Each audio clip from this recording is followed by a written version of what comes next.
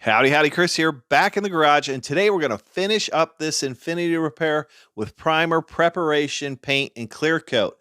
This is where we started with a badly damaged fender on this Infinity. We were able to straighten it and save it from the scrapyard. We bumped and shaped the metal. I was able to apply a thin coat of filler over it. We block sanded that smooth. Then we had to use a little bit of glazing putty to fill some pinholes.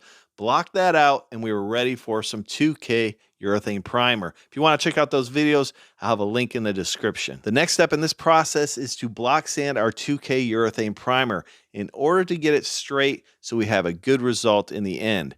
Now, in order to make sure we're getting this straight, we're going to use a powdered guide coat.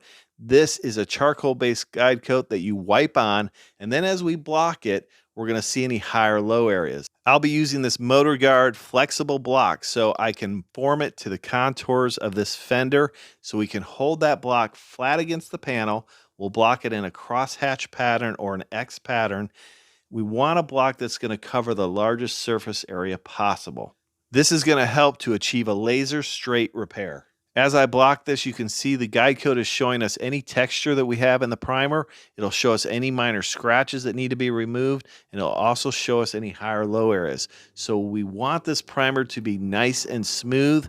So when we apply our paint, we have a smooth silk-like finish before we apply our clear coat. You might be wondering why I don't just use a palm sander to smooth out this primer. Well, you could do that, but if you use a palm sander, that's going to sand this primer unevenly. By using a block, we sand it nice and even. We're going to get it laser straight. You could create an uneven surface with a palm sander, and you might be able to see that in your finished product. The other thing you might notice is I'm sanding this in sections. I'll do the top sections first, sanding down to that body line, and then I'll go do the lip of this fender and sand up to that body line. This helps keep our body line nice and crisp. I'll finish blocking this and then we'll evaluate it for the next step.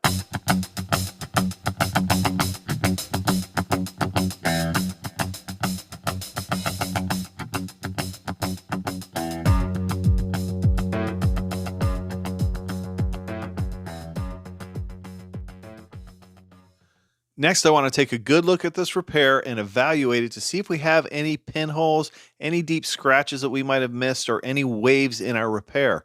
In order to get a good look at it, what I like to do is wet it down with some wax and grease remover. This puts a shine on the panel, helps us to see any imperfections or waves that we might have missed. With the help of the wax and grease remover and the guide coat, I can see there's a couple little pinholes in the front part of this fender. So I'm just going to mix up a little glazing putty. This is the icing. We'll fill those couple little spots, let it cure, and then sand it smooth. Now I've mixed up a little bit of 2K primer. We're going to put a couple coats of thin primer over this repair area. I'm using this as like an insurance policy. Now I've got a thin coat over this. I can sand this with 600 and it'll be ready to spray. So it'll be a light sanding before we mask it off and paint it. Now remember, we've already prepped out this fender for paint. I did this before primer by sanding all the large areas with 600 grit sandpaper on the orbital sander with an interface pad, which is a soft foam pad that moves with the contours of the panel. Now you want to stay away from the body lines and the edges. You want to sand those by hand with 600 grit sandpaper or a 600 grit foam pad.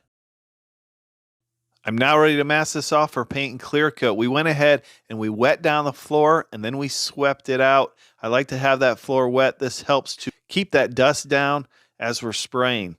I went ahead and clean this with some isopropyl alcohol. I like to use isopropyl alcohol. It helps eliminate static electricity. You could also use wax and grease remover or soap and water. So as far as masking, the first thing I'm going to do is I'm going to mask off the perimeter of this panel. Now we're painting both fenders on this and the bumper cover. I'll start by back taping the inside edge of this fender. Now we've removed the inner fender and we've cleaned the inner edge of this fender. So there's a lot of dust and debris that gets in there. To save yourself some frustration, make sure that's clean before you start masking. Otherwise, the tape is not going to stick. So we're back taping. We're putting the sticky tape out towards me against the fender. We'll build a framework for our masking plastic. To mask off the door, I'll use 1.5" tape and I'll slide it in between the fender and the door. Let part of that tape go underneath that fender as much as possible, and then I'll tape it down and put another piece of tape to secure it in place.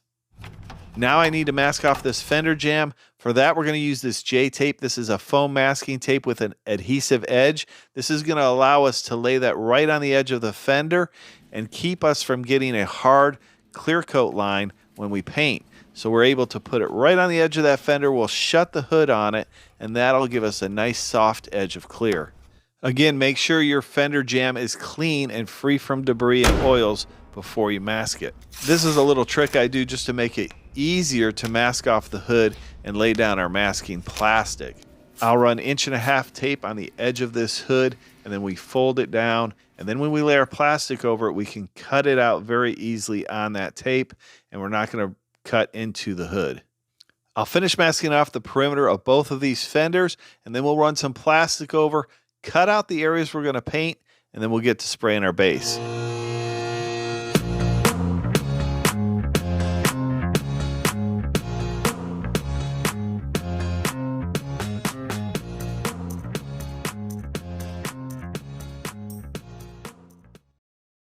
Next, I'll share with you how to apply a stunning Tri-Stage Pearl White with a quality budget clear coat. If you want to see all that and more, click on this video now. I appreciate you watching. We'll see you next time on Garage Noise.